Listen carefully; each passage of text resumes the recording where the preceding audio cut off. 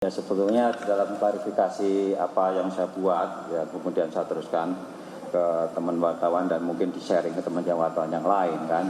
Pada saat pengumuman tersebut, ya saya bilang sprintnya 3, tapi kenapa tersangka ditetapkan itu 5? Ya saya katakan bahwa sebagaimana KUHP itu apa sih yang dimaksud dengan tersangka? Kan itu kan pihak yang diduga ya melakukan tindak pidana berdasarkan kecukupan alat bukti ya. Makanya tekanannya adalah kecukupan alat bukti, maka seseorang itu dapat diduga sebagai pelaku tindak pidana. Nah, kami sampaikan apakah dari pihak TNI dalam hal ini ABC dan AH itu cukup alat bukti? Cukup, dan itu disampaikan pada saat ekspos ya, pada saat ekspos. Jadi secara substansi, secara material ya, yang bersangkutan itu AH dan ABC itu sudah cukup ditetapkan sebagai tersangka ya. Adapun kenapa kita tidak terbitkan sprindik ya, karena sebagaimana teman-teman ketahui yang bersangkutan dua orang tersebut itu masih sebagai anggota TNI aktif ya.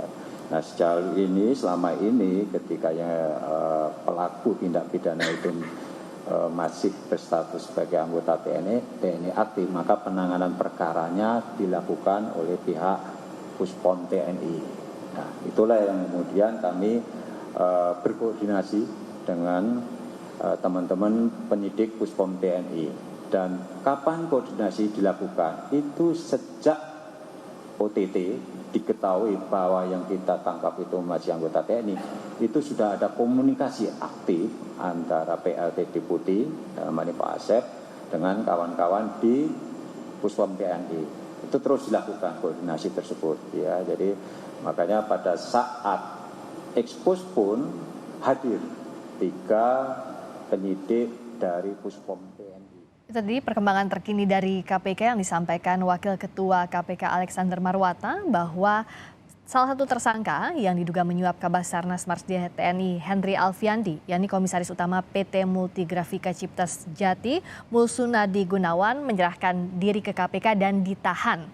Tadi juga Alex menjelaskan soal kenapa pada saat awal penetapan tersangka Kabasarnas, sprindik belum keluar tapi sudah ada penetapan tersangka. Dijelaskan juga oleh Alex Marwata bahwa sudah ada koordinasi aktif antara KPK dan Puspom TNI.